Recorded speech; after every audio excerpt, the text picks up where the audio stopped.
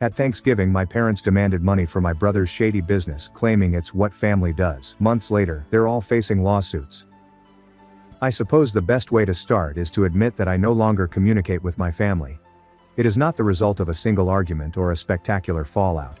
It was a lifetime of minor things that grew into large things, and I realized I was best off keeping my distance. Here's how things went. My name is Ethan. I'm 28, and I've spent the most of my adult life attempting to fix the harm that growing up in my family created. My parents, Michael and Jennifer, raised me and my younger brother Jacob in an environment that felt more like a competition than a family. My father was the type of man who felt that severe love meant never showing any. My mother wasn't doing any better. They were continually comparing me to Jacob, grade sports, friends, and whatever else they could think of. They did not congratulate me on receiving an A while he received a D. They just asked why I wasn't teaching him how to perform better. Jacob was always seen as the family's future, even while he was failing school and getting in trouble. I was the dependable one, the one they did not worry about. It sounds like a compliment, but it's not. It just meant I was invisible. By the time I was 20, I was so anxious to go that I departed for college across the country and never looked back. We had little communication after that. They would call sometimes, mainly when Jacob needed money or to remind me that family came first.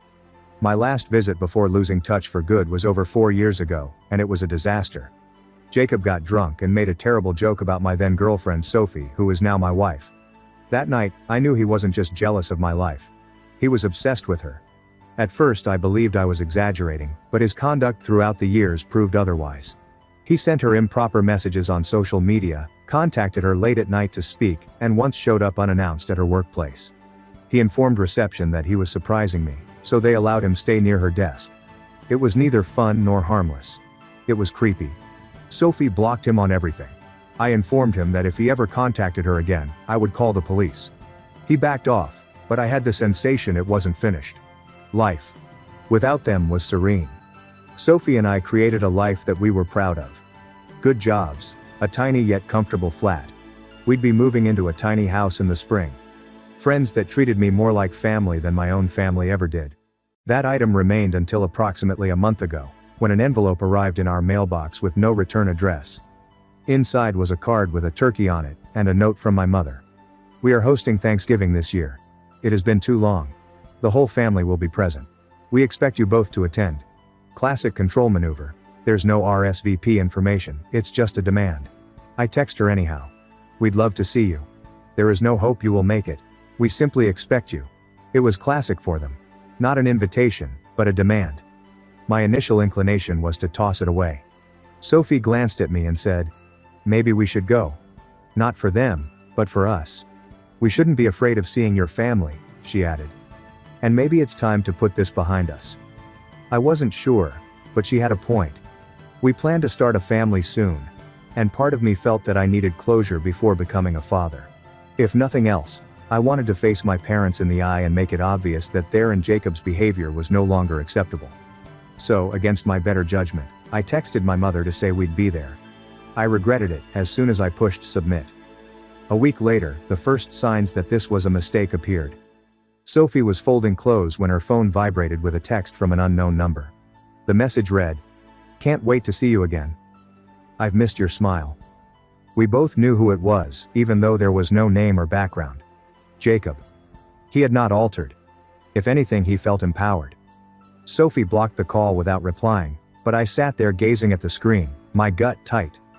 I wanted to think that this Thanksgiving would be different. Perhaps they had changed or grown up a little. But deep inside I knew the truth. People like my parents do not change. Jacob surely does not. If anything, I suspected that this supper would exacerbate the situation. Nevertheless, we decided to go. Perhaps it was stubbornness. Maybe I simply wanted to tackle the matter directly on rather than having it linger in the background forever. I warned Sophie before bed that night. If anything happens, anything, we leave. There are no second chances. She agreed. We both realized we weren't simply returning home for Thanksgiving. We were returning to a location I had spent the most of my life trying to avoid. The trip to my folks' house seemed longer than usual. Sophie gazed out the window the majority of the time, and I could see she was attempting to remain calm. I was too. We hadn't been back in over 4 years, and it seemed like we were traveling through enemy territory. When we got to the house, nothing had changed. Same overdecorated porch, carefully maintained shrubs, and a large Carter family sign tacked over the front door as if it were an estate. My mom had always enjoyed putting on a show for the neighbors, and that hadn't changed. When we got out of the car, the door opened and she rushed out, arms wide, as if she was meeting her long-lost son. "Oh, Danny, look at you!" she exclaimed, holding me tightly before pulling back to scrutinize me. "You look older, tired. I guess city life is harder on you than you thought." Not then a minute had passed, and the first insult had already been delivered. My father appeared behind her, shook my hand with the passion of someone picking up a piece of trash, and then turned his attention to Sophie. "You're even gorgeous than I remember," he murmured a bit too slowly. "A little too near. Jacob's been delighted to meet you." I pretended not to hear that last part. Inside the home was noisy and busy. My mom had invited more people than I expected, including cousins I hadn't seen in years, old neighbors, and even some family friends I barely remembered. Everyone seemed surprised to see me, as if I had just returned from war instead of living 2 states away. We hadn't even been there 10 minutes when Jacob arrived. He came down the stairs with that same smug grin I remembered, wearing a button-down shirt he probably thought made him look important, and walked straight past me, wrapping Sophie in a hug that lasted far too long. "Wow," he said, still holding onto her. "I almost forgot how good you smell." Sophie pulled back, forcing a small polite smile. "Hi Jacob, it has been a while." "It's been too long," he said, leaning closer than he needed to. "We've got a lot to catch up on." I stepped between them and clapped him on the shoulder harder than necessary. "Plenty of time for that later," I said. He smirked and walked away, but not before glancing back at Sophie one more time. She shifted closer to me and whispered, "I already hate this." "We weren't sure you'd come," she commented at one point. "I mean, you're so busy with your important job." My father added, "It's good you could make time for family. Most people would have prioritized it from the start." Jacob, of course, sat next to Sophie, and every time she talked, he laughed too hard. Around midway through the lunch, my father cleared his throat and said, "Listen, Ethan," in that phony, quiet voice he usually used when he was going to say something absurd. "Your mother and I have been doing a lot for Jacob recently, helping him get back on his feet. He's launching an e-commerce automation firm, a ready-made Shopify store managed by a partner that manages inventory and advertising. But we're not getting any younger, and it's becoming more difficult to do on our own." Here it was, the real reason we were invited. "I'm sure you could chip in," he continued. "You're doing well, right? A few thousand to assist your brother out. That is what family is for." I chuckled because I didn't know what else to say. "You're asking me to invest in Jacob's scams?" "Scams? It's a real opportunity, and after everything we've done for you, it's the least you could do," my mom continued, irritated. "Everything you've done for me," I said. "You mean parenting me?" "That's referred to as parenting." Jacob piped up, his tone dripping with faux humility. "I don't need much, just some seed money. Sophie can most likely persuade you to do it. She's always been the more rational person." Sophie put her napkin down and whispered to me, "I want to leave." I wanted to say yes, to walk out of that house and never look back. But I also knew that if we left now, the whole thing would never end. They'd twist the story, make it seem like we were the problem, and nothing changed. "Not yet," I murmured back. "We're going to finish this." She moaned but nodded. We remained until dessert, which was more of the same. Insults cloaked in faux sympathy, strange comments from Jacob and my parents, behaving as if I owed them everything. By the time we left the table, I was fatigued. Sophie and I had hardly slept, and she said she kept waking up during the night, certain she heard footsteps outside our room. I believed her, since this home had always made people feel watched. When I walked out into the hallway to get coffee that morning, Jacob was already there, resting against the wall as if he'd been waiting for me. "Good morning, big brother," he said, grinning. "Sophie, are you awake yet? I was thinking we should go for a stroll. Just the two of us catching up." I didn't answer, just gazed till he chuckled and went away. During breakfast, Jacob's behavior became more obvious. Whenever Sophie moved, he followed her with his eyes, and if she stood up to grab something, he would also stand up. At one point, he reached across the table and brushed her wrist as he passed her the butter, which was completely unnecessary. Sophie froze, then quietly pulled her hand back and looked at me. That expression conveyed everything. I am not good with this. I confronted my mother about it when Jacob left the room. He's crossing lines, I said. You need to tell him to stop. She didn't even glance up from the dishes. Oh, Ethan, don't take things too seriously. Jacob is just affectionate. You know how lonely he has been. Affectionate? I repeated. He's creeping out my wife. She groaned, frustrated. Maybe Sophie should try to be a little nicer. He's your brother. It's not illegal to be friendly. That was their logic. Always justify Jacob and blame someone else. Later that afternoon, we went upstairs to change before supper, and when we returned to our room, there was an envelope on the bed that hadn't been there previously. My stomach fell as soon as I saw Sophie's expression after opening it. The note inside was handwritten and sloppy, making my skin crawl. I worry about you every day. I understand you're not pleased with him. We are intended to be together. I will wait for you as long as it takes. Sophie's hands shook as she handed it to me. He came in here, she muttered, while we were gone. I wanted to storm downstairs right then, but Sophie said, not yet. Just keep it. We could need it. It was the best thing she could have said. I folded the letter and tucked it into my jacket pocket. If things continued like they were, that piece of paper may wind up becoming proof. That evening, Jacob arrived with a newcomer, Nathan, who appeared to be in his late 30s, with a shaved head and a flashy watch, the type of guy who thought expensive cologne made him respectable. He shook my hand as if we were business partners and immediately began discussing opportunities, handing me a card for a storefront LLC I didn't recognize. Months later, the same LLC name appeared in the charging paperwork. Jacob tells me you're doing well for yourself, Nathan said. We're getting ready to launch something major. New investments, great upside. A little support from family might make a big difference. I nearly laughed. I'm not interested. Just think about it, he said, lowering his voice. It's not just about business. Helping family pays off in other ways. The way he said it felt like a threat, not a suggestion. Sophie and I sat in silence for a long time after they left. She looked exhausted and scared. I don't feel safe here, she admitted. He's not just being inappropriate anymore. He's growing more daring. I nodded. I know, and I'm done expecting that everything would go away. That night, I made 2 calls. First, I called a lawyer buddy of mine from college and recounted the problem, the messages, the letter, and the harassment. He advised me to document everything and retain any physical proof. If this escalates, you'll want a record of every event, he added. Then I contacted Grace, an old acquaintance who now worked as a detective. I hadn't spoken to her in a long time, but she didn't hesitate. Keep your phones on you. Keep the material secure and don't approach him alone, she said. If he exceeds a legal boundary, I'll assist you file a complaint. When I hung up, I felt a little more in control.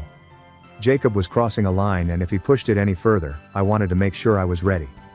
Sophie was quiet as we got ready for bed, and she asked if we could just leave. Forget the whole thing. A part of me agreed, but another part knew that if we walked away now, he'd never stop. My parents would keep defending him, and Jacob would take it as permission to push harder. Just a little longer, I told her. If he tries anything else, he won't get away with it. This time. And the next time Jacob crossed a line, it wouldn't be something a letter or a phone call could fix. Thanksgiving morning felt tense before anything even started.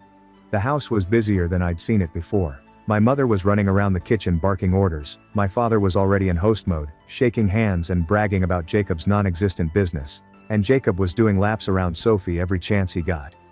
When we sat down for dinner, there were nearly 35 people packed into the dining room and living room, and the table was covered in food, but I wasn't hungry. My mother came up to give her welcoming speech, and instead of saying anything pleasant, she turned it into a jab. I'm simply so proud of my boys, she began, placing her hand on Jacob's shoulder. One of them has kept true to the family and never forgotten his roots. The other one, well, at least he arrived today. And everyone laughed, even though it wasn't funny. My father followed with his own comment, saying how Jacob was finally stepping into adulthood while I ran off and became a stranger. The cousins then joined in, asking why we didn't visit more often and if we were too good for family now. I didn't respond to anything. Sophie tried to calm me down by holding my hand under the table, but Jacob wasn't going to let the night pass quietly. He was already a few steps past tipsy, slurring his words louder than usual and acting like he owned the room. So, he said suddenly, clinking his glass, I just want to say something." The room fell silent. Jacob beamed as if he were preparing to give a speech. "I've always said Sophie and I would have made a great couple," he added, turning to face us. "We both enjoy the same things. She probably would have been happier with me anyhow." The table was silent for a moment, then a few others giggled. My mother laughed the loudest as if it were a light-hearted joke, and my father said, "Well, there's still time. You never know how life turns out." Sophie's face grew scarlet. She murmured something and rose up, claiming she needed to use the restroom. Jacob watched her walk away. I glanced at him and whispered, "Don't." He shrugged, seeming not to understand. I stood up and started walking toward the hallway, ignoring the relatives who tried to stop me to chat. The house was quieter back there, and when I turned the corner, I heard Sophie's muffled voice upstairs, followed by a louder scream. I ran up the stairs and followed the noise to the guest hallway, where she'd gone to the hall bathroom. He'd pushed her into the nearest guest room, but the knob wouldn't turn. It was locked, so I kicked it open. Inside, Jacob was cornering Sophie against the wall, his hand on her arm, and he was leaning in too close. She was pushing him away and yelling for him to stop. When the door slammed open, I saw his face. That same twisted, smug look he always had when he thought he was in control. "Get away from her," I said. "Relax," he said, laughing. "We're just talking." I didn't wait. I grabbed him by the back of his shirt and yanked him away from her. He stumbled, tried to swing at me, missed, and crashed into the dresser. He pushed himself up and lunged forward, shoving me in the chest. I swung back a quick punch to his jaw, sending him back against the wall. Everything turned chaotic. Sophie was crying and trying to pull me back. But Jacob came at me again, swinging wildly, and we crashed into the nightstand, knocking over a lamp. I shoved him down hard, pinning him with my forearm across his chest. "If you ever touch her again," I said, "I'll make sure you regret it." We both froze when we heard my mother screaming from the hallway. She had come running after hearing the noise and was now yelling that I was attacking her poor son. My father also appeared, shouting at me to let go of him. The next few minutes were a blur. Relatives crowded the hallway. Someone called the police. Jacob was pretending to be the victim, yelling that I snapped for no reason. Sophie was trying to explain, but no one was listening. By the time the cops arrived, the house was a shambles, and they separated us all. One officer took my statement in the kitchen, another spoke with Sophie upstairs, and two more questioned Jacob in the living room. They photographed the broken latch and the overturned lamp, recorded the guest room door as damaged, and collected the handwritten letter as evidence. An officer had Sophie export the texts and call logs to a case email on the spot, gave her a victim advocate card with the case number, and confirmed they had body cam footage of the initial statements. One officer pulled me aside in the kitchen and went through everything step by step. "Tell me exactly what happened," he said. I explained it from the start. Sophie screamed. The door was locked. Jacob tried to force himself on her, and I pulled him off and defended her. The officer nodded and continued writing. In the living room, Jacob was giving his own version, sitting on the couch with an ice pack on his jaw, crying and telling anyone who would listen that I suddenly attacked him without warning. "He hates me," he said again. "He has always disliked me. I was only trying to talk to Sophie and he lost control." The cops didn't appear persuaded. They'd previously met with Sophie, who had given them the texts, letter and screenshots from months before when Jacob had messaged her things like, "I dream about you every night." She also told them about the incident at her office and the unsolicited phone calls. It wasn't just one night. This had been building for years.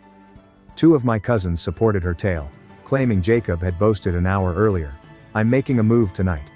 She wants me. She just doesn't realize it yet." A little after midnight, they put Jacob in handcuffs and read him his rights. My mother yelled at them to stop calling it a misunderstanding, while my father said Sophie was lying to protect me. None of it mattered. The evidence spoke for itself. One of the cops returned to me and said, "You are free to leave. Based on what we have, your acts are in defense of another individual." Sophie was sitting on the couch, a blanket over her shoulders, looking at the floor. "You won't be charged," I replied, but I wasn't glad. She looked exhausted, as if the whole thing had drained every ounce of energy she had. We left the house around 12:30 a.m. and drove straight home, neither of us speaking because we were both too tired to process what had just happened. I hoped it was over, but it was not. Jacob was released on bail 2 days later. The first thing he did was change his story again, claiming Sophie had been flirting with him all night and that I overreacted out of jealousy. My mother repeated that version of events to anyone who would listen, and within a week on December 3rd, she posted a 900-word Facebook note claiming Sophie invited Jacob upstairs and that I threatened to kill him, portraying herself as the peacemaker. 2 days later, screenshots of Jacob's DMs from 2019 to 2023, as well as the police incident report, started circulating in the same thread, and the comments flipped hard against her. Then came the lawsuit. My father's lawyer sent me a letter saying they were suing me for assault, emotional damages, and loss of family reputation, demanding $200,000 in damages. I actually laughed when I read it. It wasn't just desperate, it was delusional, but I wasn't going to sit there and let them drag my name through the mud, so I called my lawyer the same day and told him to file a countersuit for defamation, harassment, and emotional distress. We had more than enough evidence, years of messages, the letter, witness statements, and police reports, and my lawyer was confident. If they want to take this to court, they're going to regret it, he added. Meanwhile, Nathan decided to become involved, and a week after the lawsuit, he showed up outside my office building, leaning against his car as if he was expecting me. "You don't want to do this," he whispered as I approached. "You dismissed the accusations and the lawsuit, and this is over. Keep pushing, and things will get worse." I didn't respond, instead pulling out my phone and starting filming. "Are you threatening me?" I asked. He glanced past me and answered, "It's not a threat, it's advice." I submitted the tape to Grace, who reported it to the police, who added it to the continuing case file. Nathan was now officially involved in the investigation. By the end of that month, prosecutors filed charges of attempted sexual assault, known as assault with intent in our state, as well as felony stalking, harassment, unlawful contact, and violation of a protection order. The DA informed us that they were taking the case seriously due to the evidence and the ongoing pattern of behavior. My countersuit against my parents was moving forward, and Nathan was being monitored for potential witness tampering. Sophie remained tough through it all, meeting with investigators, giving statements, and preparing for court, but I could see how much it was tearing her down.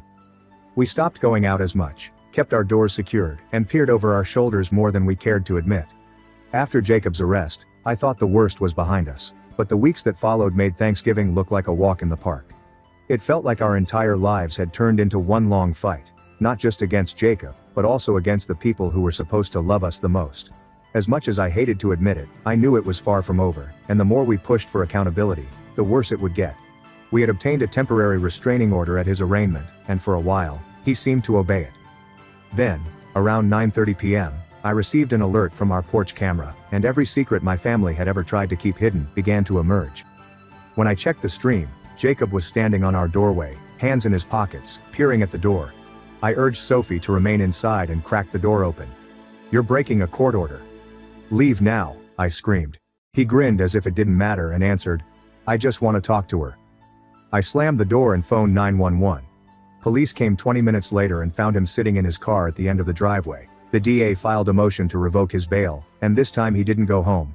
However, the civil case and investigation into his finances revealed far more. My lawyer called me one afternoon and said, "We found something." Jacob and my father had stolen more than $250,000 from an inheritance account my grandmother had left for my mother. It was intended for her retirement, but they spent it on Jacob's bogus company bills and dubious payments related to Nathan's frauds. The fallout was swift. My parents' reputation suffered greatly once those recordings became public. Friends stopped returning their calls. People they'd known for decades had erased them online. Even their church had alienated itself. Jennifer couldn't bear the humiliation. She began writing long, furious rants online, accusing me and Sophie. She said Sophie had misled Jacob and that I had brainwashed her.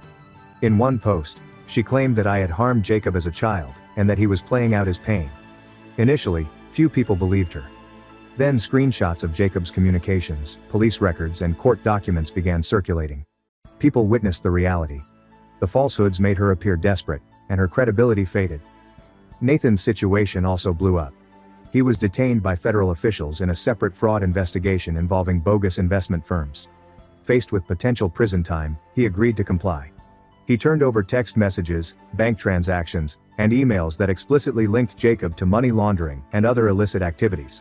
Subpoenaed bank documents revealed Jacob's company accounts, with transactions to 2 shell LLCs Nathan controlled occurring within days of withdrawals from my grandmother's bequest. Nathan provided investigators text messages in which he instructed Jacob to divide the deposits and pass them via those entities before returning them. Agents followed the exact method detailed in the fraud case. That drastically altered the tone of the criminal case. What began as an assault and harassment investigation expanded to encompass potential financial crimes. Jacob was no longer merely the weird brother. He was involved in an ongoing investigation into fraud and money laundering. My father began to panic. He contacted my lawyer's office and attempted to bargain, promising to dismiss the case against me, provided I withdrew the countersuit and ceased working with prosecutors. We ignored him. A week later, he left me a voicemail. "You're destroying this family. You'll regret it." I erased it before listening to the remainder. The walls were closing in around them. Jacob's so-called pals turned against him. One of them testified that Jacob boasted about getting rid of me and even threatened to torment Sophie again if he ever got out. People who formerly defended him have vanished. The house where I grew up was damaged twice, with slogans like "liars" and "criminals" spray-painted on the garage door. By the end of the preliminary proceedings, the Carter family name had become a joke. Everyone in town was aware of the attempted attack, restraining order, inheritance theft, and money laundering. My parents had spent decades creating a public image of respectability. They were the cautionary story that everyone whispered about. Sophie and I concentrated on our safety. We changed our phone numbers, increased our home security, and ceased commenting online. Grace provided regular updates on the inquiry. Every time we talked, the same vision got clearer. They were not simply going to lose this war. They were about to lose everything. It was no longer about one man's fixation, or one family's turmoil. This had escalated into a full breakdown of a system based on falsehoods and partiality. And for the first time, they were held accountable for every decision they had ever made. The truth was out. The damage was permanent, and all they could do now was watch everything they cared about crumble away one by one. I didn't feel any shame about it. They had spent years tearing me down, convincing me that I was the problem. But, ultimately, reality had caught up with them, and there was no way out. The trials took nearly a year to conclude. It was like living in slow motion. Court appearances, meetings with attorneys, witness preparation, further hearings, and interminable waiting. But when it was finally finished, the results were better than I could have imagined. Everyone who attempted to destroy us paid for it. Jacob's criminal case was the first to end. The evidence was overwhelming. The messages, the letter, Sophie and her cousin's testimonies, the breach of the restraining order, and the porch camera footage. Nathan's participation completed the transaction. The prosecution created a chronology that demonstrated his behavior worsening over time and how he purposefully disobeyed limits and legal mandates. They also revealed court communications in which he talked to a buddy about getting Sophie to leave me, proving that this was not a mistake. There was a plan. The jury did not take long. After only 4 hours of deliberation, they found him guilty of all counts, including attempted sexual assault, harassment, stalking, and breaking a restraining order. In addition, Nathan was charged with federal crimes due to his role in money laundering. The judge sentenced him to 6 years in state jail and extra federal imprisonment to be served consecutively. He'll be in his 40s when he gets out. When he was condemned, he refused to look at me. He looked straight ahead, as if none of this was his responsibility. But I didn't care. For the first time in my life, I had no fear of him. I wasn't furious either. He was finally right where he belonged. My father's fate arrived a few months later. The inquiry into inheritance theft and financial fraud had become a distinct matter. The faked paperwork, financial transfers, and paper trail made no space for justifications. In court, his lawyers sought to explain that he was only trying to aid his kid, but the prosecution showed out how much money he had personally spent and tried to hide. He was found guilty of fraud, theft, and conspiracy to conduct financial crimes. The judge was not lenient with him. Michael received 3 years in prison, 4 years of supervised probation, and was compelled to repay almost all he had taken. He lost his job, his funds, and much of the respect he had possessed. Jennifer avoided incarceration, but she did not escape the repercussions. She was charged with harassment and obstruction for attempting to interfere with witnesses, as well as the internet defamation campaign. She accepted a plea agreement that included 2 years of probation, required treatment, and 300 hours of community service. Her sentencing included a 4-year prohibition on any direct or indirect contact with me or Sophie. Then followed the civil lawsuit. My lawyer presented a compelling case for defamation, intentional infliction of emotional distress, harassment, and associated damages. A jury found clear and compelling evidence of malice in the smear campaign and online posts, awarding $1.5 million in compensatory damages for emotional distress and reputational loss, as well as punitive damages to discourage future misbehavior, attorney fees, and expenses as authorized by legislation. The court rendered judgment on the verdict. They were unable to pay the amount. So the family estate, including the house I grew up in, was confiscated and sold. We did not celebrate. There was no delight in it, just a long-awaited end. After fees and charges, the revenues from the sale completely fulfilled the judgment. After the court released the monies, we paid off our mortgage, saved for the future, and set aside money for our child. We cleared it to keep the transaction clean and save the equity for when we relocated a few months later. Sophie gave birth to our baby around 4 months after everything had finished. We named him Luke. Holding him for the first time seemed like the end of a long, sad story. I had spent my entire life trying to escape the catastrophe I was born into. And now he had a chance to start over and do things correctly. We decided we did not want our son to grow up in the shadows of that family. So we packed up and relocated to another city a few hours away. New house, neighborhood, and phone numbers. We closed off all conceivable lines of communication. We even changed our email addresses and erased the few distant relatives who continued to try to reach us. We would occasionally hear bits and pieces from common acquaintances. Jacob attempted to appeal his conviction. It was refused. Michael had health issues while in jail. Jennifer lived in a small apartment and was forced to quit her church because her conduct had become too irregular. I didn't feel sorry for any of them. The biggest surprise occurred when Jennifer mailed a handwritten letter to our former address. It was forwarded to us accidentally. It was lengthy, disorganized, and all over the place. Half apology and half blame. She apologized for how things ended out, but stated I had overreacted and wrecked the family. I did not even finish reading it. I torched it in our backyard fire pit. I look at Luke and realize how close we were to allowing all of that negativity to follow us forever. If we had remained silent. If we had simply disregarded what Jacob did, they may still be a part of our lives, but it would not be a worthwhile existence. It would be one in which we are constantly on guard, Sophie feels unsafe, and my son grows up believing that such conduct is usual. I don't regret what we did. Taking them to court, filing charges, and cutting them off. It was all worthwhile. Every hearing, every restless night, every unpleasant situation. It taught me something I wish I had known a long time ago. Blood does not imply loyalty. Family is not about DNA. It's all about respect, love, and safety. And if they can't offer you that, they're not your family.